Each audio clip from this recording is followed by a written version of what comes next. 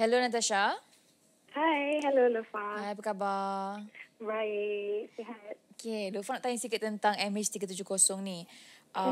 Sepatutnya you turut berada dalam flight MH370 yang ke Beijing minggu lepas. Tapi last minute tak jadi kan? So, Macam mana tahu? orang semua bercakap tentang tu. Hari second day tu I dah tahu dah yang you were supposed to be on that flight as well. So, Ya. kenapa tak jadi? Mungkin boleh share.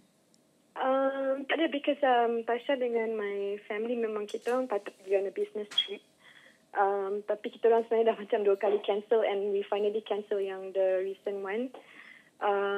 Tapi itulah benda yang mengejutkan untuk kita orang kan, sebab atas flight tu pun kebetulan dapat tahu ada family member juga dengan kawan-kawan yang dikenali. So masih tak tahu nak cakap apa sebab kita masih mengharap untuk dengar some sort of good news or any kind of news tentang MH370 tu.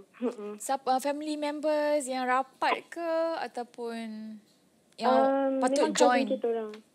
Tak patut join pun. Kita orang tak tahu pun anything that they were supposed to be on the same flight. Kebetulan pergi on a holiday. So bila dapat tahu daripada our other family members, it's like tak sangka kan yang kita would have been on the same flight. Ya, mungkin sikit lah.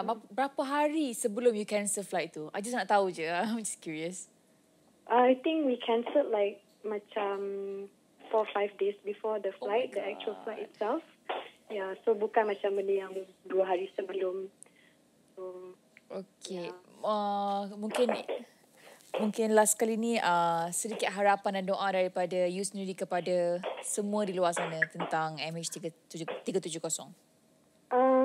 Bagi Tasha, I think my own personal thoughts is macam spekulasi tentang MH370 sekarang.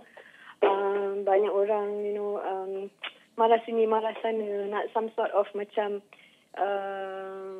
news, nak closure. Tapi kita hanya mampu berdoa kan, sebab semua di tangan Tuhan. Apa yang berlaku, kita tak boleh nak cakap apa-apa. Like on my personal thought, macam kita semua macam blank. So kalau benda ni betul-betul kuasa Tuhan, dihilang, dan kita tak boleh nak buat apa-apa. Tapi kalau some sort of conspiracy, kita pun tak boleh nak fitnah. So for me is teruslah berdoa dan minta-mintalah kita dapat semua passenger dalam penerbangan itu pulang kepada family masing-masing.